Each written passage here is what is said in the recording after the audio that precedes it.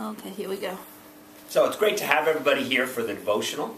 And as we were just chatting a little bit informally, 1 Chronicles 12:32 talks about how these guys, the men of Issachar, understood the times and knew what Israel should do. And we as parents need to understand the times, that all over the world, kids are today exposed to things that are very different from what we were exposed to when we were kids. Yeah. And our childhood is not a good basis for assuming what your kid's childhood is like, with the advent of mobile phones and all kinds of chatting and social networking technology that has great potential to build fantastic relationships and do a lot of positive things, but also has the potential to expose our kids to behaviors and information that may not be ideally suited for Christ-like behavior. And I think what we were informally discussing before about the fact that our kids need to understand about sexual relationships from us, and so that they can understand God's perspective, and then that way they feel comfortable about talking about sexual temptations and sexual things with their parents, rather than that's something that we don't talk about in our home. I only talk about that with my friends, you know. And the conversations with friends are likely to be less spiritual than the ones you might have in your home about the same topic. So it's important for us to set the foundation that we as families are the ones who talk about these things, and to understand the times. They're changing very fast, as Bob Dylan once sang. So number one, understand the times, we chatted about a little.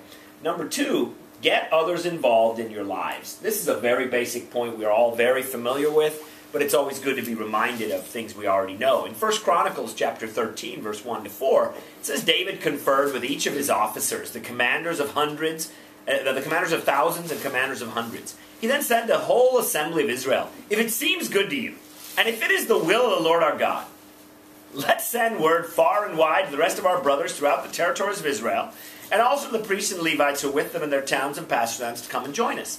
Let's bring back the ark of our God back to us. For we did not inquire of it during the reign of Saul." The whole assembly agreed to this because it seemed right to all the people. Okay, and I added the word back in twice. Oh well, sorry. Anyway, what we see here is number two, David, as he led the group, and David was a great king, but as David led his group of officers and others, he said, look, if this seems like the right thing to you, and if it's the will of God, let's send word far and wide, and let's bring the ark of God, because we weren't depending on it the way we needed to. David's talking here about the need to depend on God, but he's also reaching out and having a consensual process of decision-making. And you see this even in 1 Kings 12, where there were so many people that David had involved in leading the kingdom. Now, David did an excellent job leading the kingdom. I'd say with his family, it wasn't what he did the best. I think we'd agree, right? Yeah. You study the life of David's family, you wouldn't go, yes, I hope my family turns out just the same. I mean, right? We'd all say that. Without slandering David. I mean, he's a great guy. And I think it's because David didn't apply the same process of getting advice and help with his family the way he did with running the kingdom. You see a real dichotomy here, don't you? We can learn from that. Yeah. Even an awesome guy like David, who did a fantastic job leading God's people, and had a great heart, like I hope we all have, didn't do a good job with his family because he failed to get advice. And it's funny because some of us may be very good at work, and then we don't have the same principles we follow at work at home. You know? Like Nadine was challenging me earlier today, would you talk to your colleagues at work the way you talk to me? And I thought, well, no. You know? And yet God wants us to show respect to everyone. Okay, not just at work, but at home also. But the point we want to make here is getting others involved in our lives. And this is just so important. It's important that we have people we trust, who understand confidentiality, who understand respect, who love us, but who we can talk to openly about what's going on in our lives. And similarly, our kids need people who they can talk to. Yeah. And this may be other kids their age who are spiritual kids. It may be young singles or campus types who are a little bit older than them, but don't have quite the generation gap we've got. But this is so important. I know for our family, we've been blessed tremendously over the years with a wonderful group of people who've reached out to our kids, both in New Delhi and around the world. We're also blessed to have others in our lives who we talk to. We've had many times with Prakash and Joyce, Al and Rita. We had a wonderful time with Mo and Terry, who've been our dear friends for a very long time. And we talked about how we're doing and what are the real kind of issues in our lives, deep issues, that we might not talk about every day, but it's important that you are talking with someone about how you're feeling and what's really going on, because all of us need help. And I think that's kind of a self-evident point that you already know, but it's up to us to get the help we need. Yeah. Don't think that people are going to bang down your door trying to break in. Everyone's busy. People are going to basically assume that in your house everything's fine unless you need help, right? Yeah. And it may have been in times past that we operated on a more proactive basis where we would be asking people more, hey, how's it going? What's going on? Now we kind of assume that, hey, if you need help, you'll ask. I mean, I'm not sure if that's 100% true, but that tends to be, in your experience, what's happening nowadays, which really puts the onus on us. You know, if you want discipling, if you want input in your life, in your marriage, with your kids, if you want your kids to have relationships, you've got to go get it. You've got to go make it happen. And I would encourage this not only for ourselves, but to teach others that this is a godly principle, that we've got to seek what we need for our families, and it is available, and it is so valuable. Nadine, you want to share anything about this? Well, one thing that I think also is important as people are involved, I think in the church here we're very lucky. I think there's just so many people willing and eager to help out, and you know, all you have to do is ask, really. I mean, there are so many people, but I think it's also important to realize that as much as people help, like say with our children, that it's not their job to raise our kids, and it's not the church's job to raise our kids. And so when people help, I think it's really important to be very, very grateful, and to really appreciate it. I mean, you know, with our kids, we have, obviously, you know, we have 5 kids. Some have been very easy, some have been more challenging to raise, and so things haven't always been successful. Like a lot of Christians have tried to help with different things, and it hasn't always worked out, but I'm so grateful that people even tried. Exactly. You know, and I think it's really important to, you know, sometimes we can feel a little like, oh, well, they didn't do it right, or they, you know, but it's not actually the church's job to raise our kids. It's our job. And sometimes I hear parents complain about the KKC is not teaching my kids this, or the teen ministry is not, like with the issues we're talking about earlier, then parents come to me and say, well, the teen leaders should teach the kids. I'm like, excuse me? That's your child. You know, I see the teen workers, the preteen workers, the Kingdom Kids teachers. I see those people as an extra bonus. Like it's a great privilege. It's an extra bonus, but it's not a replacement for parenting, and it's definitely not their job to make sure our kids go to heaven. That's our job as parents. And so when people do try and help, whether they're successful or not, I think it's really important to be grateful and positive and thankful, and you know, because they're doing it out of, you know, their good heart, really. Amen. And this is for all of those in everyone who has teen workers in their church. Be grateful. Please don't give trouble to these poor guys who are volunteering to help out the teenagers. This is a tough job. So that's not just true for Delhi, but all over the world. We need to appreciate the young teen workers and not in any way blame them for the fact that human beings commit sins. It is not the responsibility of a discipler if someone commits sins. It is our own personal responsibility, according to the Scriptures, when we sin. To the extent possible, disciplers are present to help guide, but the choices that each person makes are their own. And that's true for your kids, that's true for you. Okay? And so it's important for us to have that principle deep in our hearts that we cannot blame others for the way we behave. And our kids, we can't blame others for the way our kids behave. That's their responsibility. And us as parents, we are the principal mentors and leaders of our family. And we are grateful and we need help from outsiders, but we should never place the onus on them if things go wrong. Because otherwise you'll get very few volunteers. If a volunteer, I mean, you pour out your heart serving others and then they blame you, you ruined my life. Well, guess what? They're not going to volunteer again to ruin people's lives. They're going to go, hey, I'm not in the ruining lives business. I think I'll pull back a little from this kind of helping out to ruin people, which is not what volunteers do. They should be thanked, and we should be grateful for those who serve the kingdom. Amen. So, number 3, scheduling the times. Okay, so understanding the times, getting others all involved in your lives. Thirdly, scheduling the times. 1 Chronicles chapter 16. You know, especially for those of us who are not in the full-time ministry, your life is one never-ending schedule. Yeah. You know that. Okay? And it's really governed by 2, perhaps 3 things. Number 1, you have a work schedule. I hope you know what it is. Okay?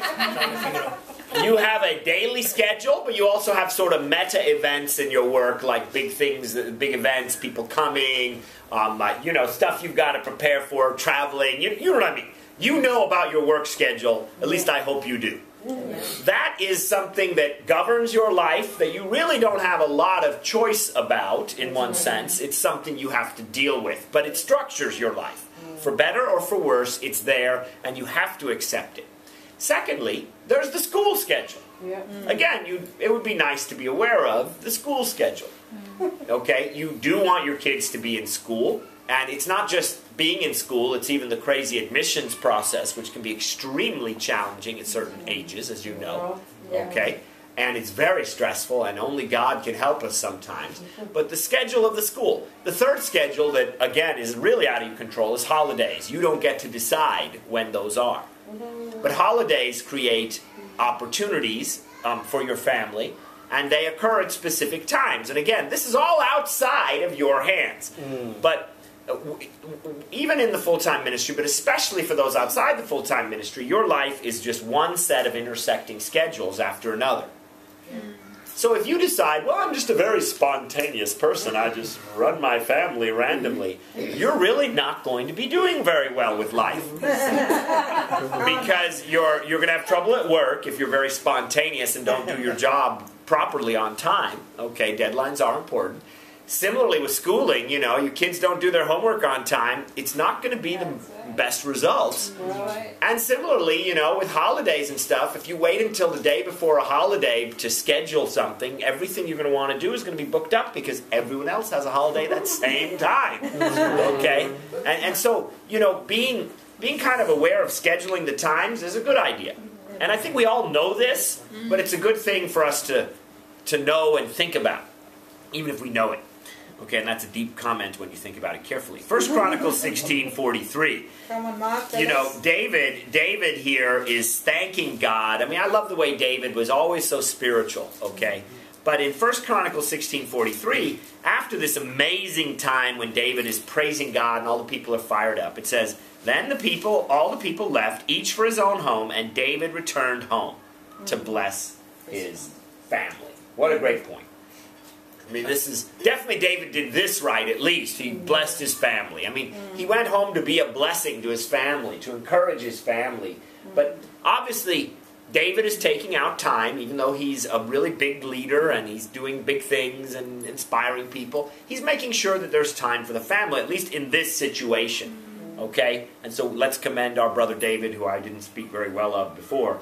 You know, sorry, David. You know. It's for scheduling the times. And we already know this, but I think this is worth thinking about, you know. And this is, as husband and wife, hopefully when you sit together, this should be part, like hopefully Nadine and I, as a result of having this group mainly, but have reinstituted some good habits we used to have, like praying together every day, and, you know, we already were doing family devos, but making sure we read the Bible every day, you know, and getting time together like dates or time together as, you know, D times as married people, you know, one-on-one where we talk. And you know, one of the things that we ought to be talking about, not randomly on the fly as you walk by the kitchen, you know, but, you know, as a focus, let's look into each other's eyes and really think, is scheduling, okay? And scheduling like holidays. Okay, let's plan what are we going to do on the holidays? You know, how are we going to make our anniversary special? How are we going to make the kids' a birthday special? What can we do during our time off? But how do we need to plan that on out? You know, similarly with relatives, scheduling relatives. You know, some families end up taking all their holiday time with family only. It's like one holiday you see the wife's family, The other holiday you see the husband's family. And that's great. I'm not against that. I think you should do that. And then you never have any time as your family. You know, I'm not saying that's what you do, but that could happen to you. You know, and I think it's great to see relatives, and we need to do that. And in some cases, it can be a lot of fun. But sometimes it's not the most fun time for our kids, going from house to house and seeing the relatives. It might be. It all depends on the dynamics and what it's like. You know, it can. I remember I loved going to Skokie, Illinois, and seeing Aunt Martha. That was awesome.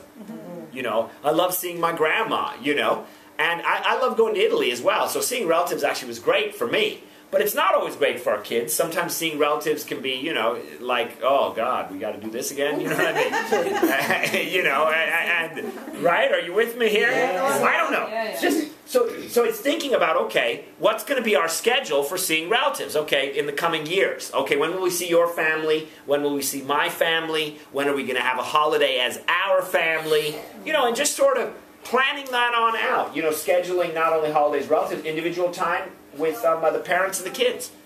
You know, you can raise your kids and never see them. You know, like it may be that it's always a group thing and you don't have a one-on-one relationship with a particular child. And you got to think about that. Do I, as the dad, have a relationship with each of my kids independent of my wife's relationship? Or am I just the accessory occasionally when we're all together? You know, I'm not saying you shouldn't have times together, but there's also got to be that one-on-one bond with each parent. And that can slip. That can slip for a mother. The mother's like, I'm always with the kids. Well, do you have a one-on-one bond that's focused, or is it always sort of, clean your room, do your homework, get ready, go out the door? That's not a relationship. Okay?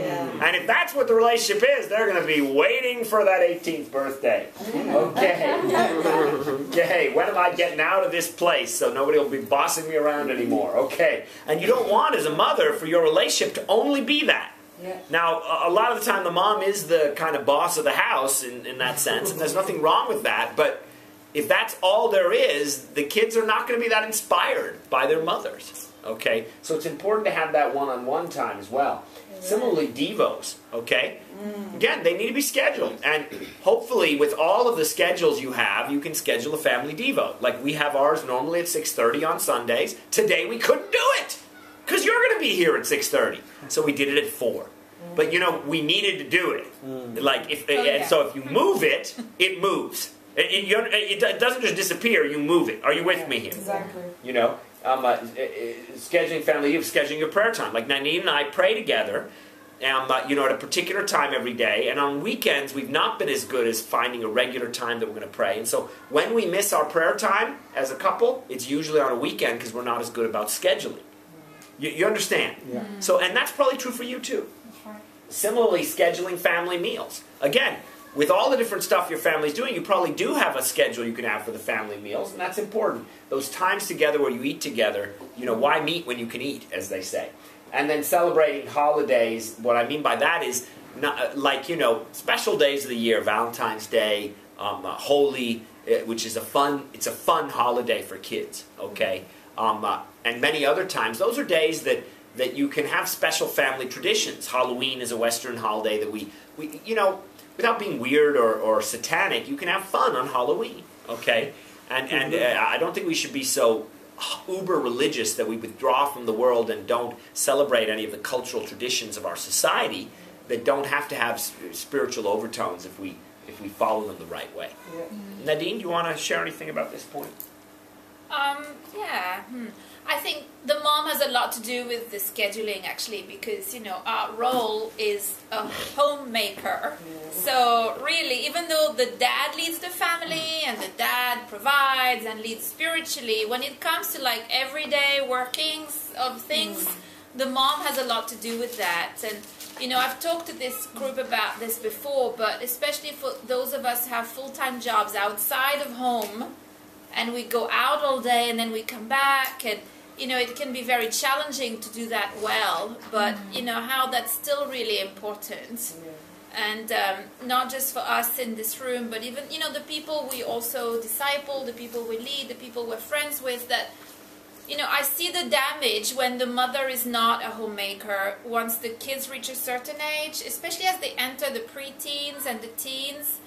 the kids tend to go a little bit off, you know. They tend to be more drawn to the world. They tend to, because the mom does not provide that home, that refuge, that security, that place where you want to be, where it's healthy and wholesome, and you know. Yeah. So the kids are not drawn to the world. They think their friends' houses are more fun, or you know, they want to play outside all the time, or so I think it's important for us as mothers to have our priorities straight. And I know I talk about this probably every time we meet, but you know, even though I love my job and I love being active and committed and all of that, my primary role as a mother is to provide that environment where it's safe, it's clean, it's organized, it's predictable, where there's a sense of security. I think that's really important for us as mothers, that if we're too busy to do that, then I think we're just too busy.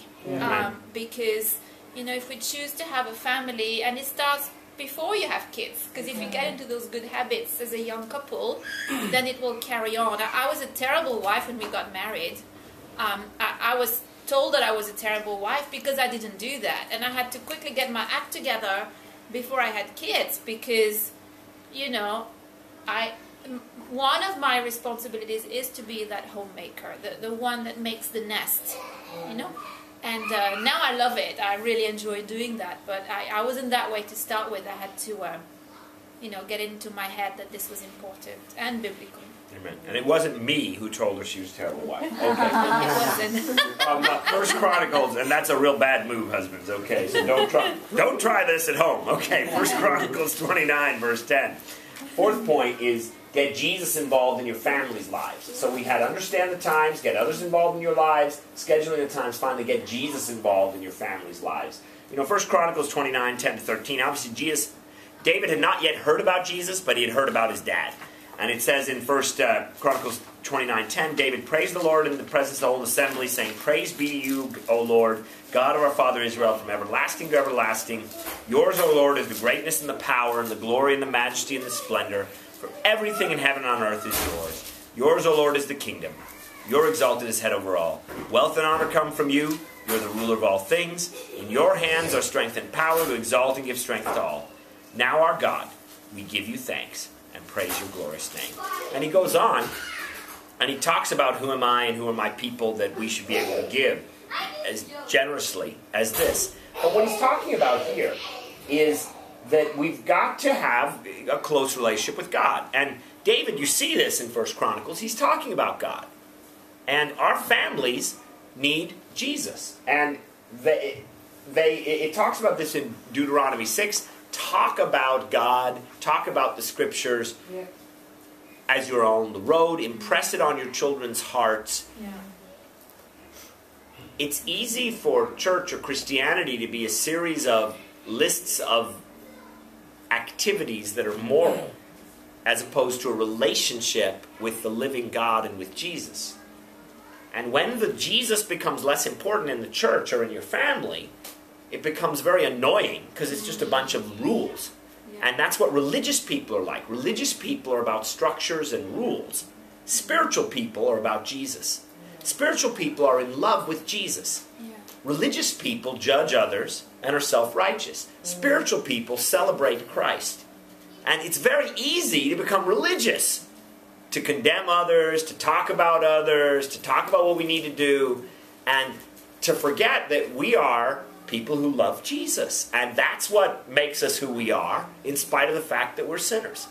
And our kids need to be raised in a household where Jesus is really someone who is celebrated and who our kids hopefully fall in love with. And then they'll do all the stuff that they're supposed to do. But the root has got to be there, or you won't have the fruit in the tree. Nadine? Yeah, I mean, as I get older as a parent, I realize more and more how it's so important to teach our kids good Christian values.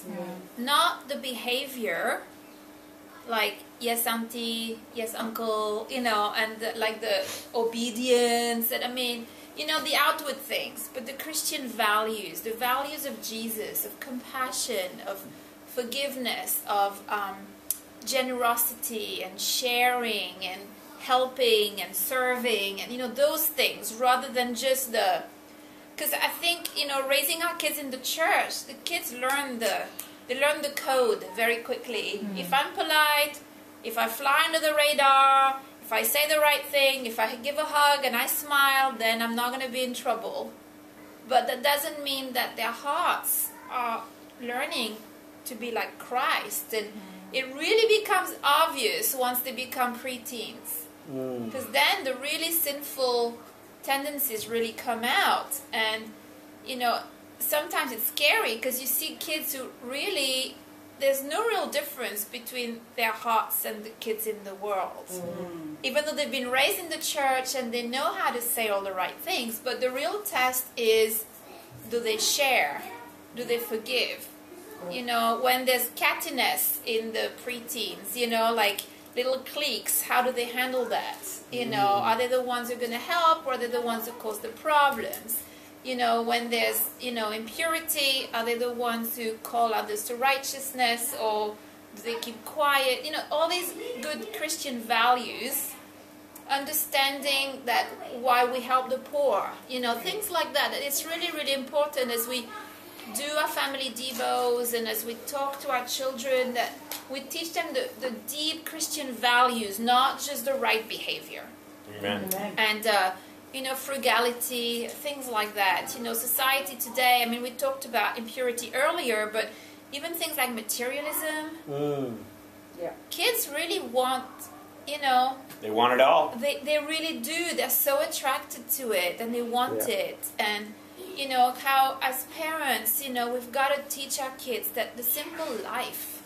You know, how we were even joking at the beginning that, you know, you ask my kids, what do they want to eat? They want rice and dal. You know, that's really their favorite meal, I promise, you know. But, you know, that's, it doesn't happen overnight. That's, you know.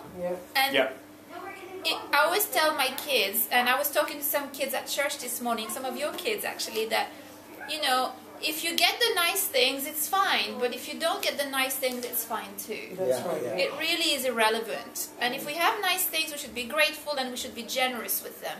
But if we don't have them, it's okay too. It's not something we should crave and want and go after. So, you know, again, as society is changing, materialism is another big concern. That we have to be very, very careful about, because that can spoil our kids' hearts. So, you know, Christian values more than just the behavior. Great.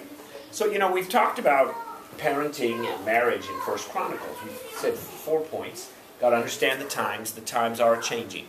And if you understand them, you can kind of take control of the agenda and make sure that your family is sort of aware of what's going on. And in a sense, it's like inoculation. You know, a vaccine gives a little bit of the disease.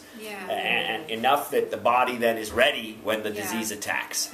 And you've got to vaccinate your kids against the way that the world is changing. And you're not, you are masum. You know, you are innocent the way you were raised. And today the world has changed, and it's nobody's fault, it just is. And be understanding the time. Secondly, get others involved in your lives. This is an old point, we know this, but knowing it and doing it can be different. You know, and one of the things I've learned over time is we often think of ourselves as the way we used to be. You know, like, oh, I had good quiet times as a young Christian, so I'm very spiritual. Or I was very evangelistic, or I was always a humble and open person. And you may really change over a 10 or 20 year period, but still think of yourself as that person you used to be.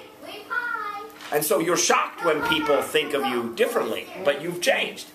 So we've got to really make sure that people are in our lives now, not just that they were 10 years ago. Similarly, scheduling the times.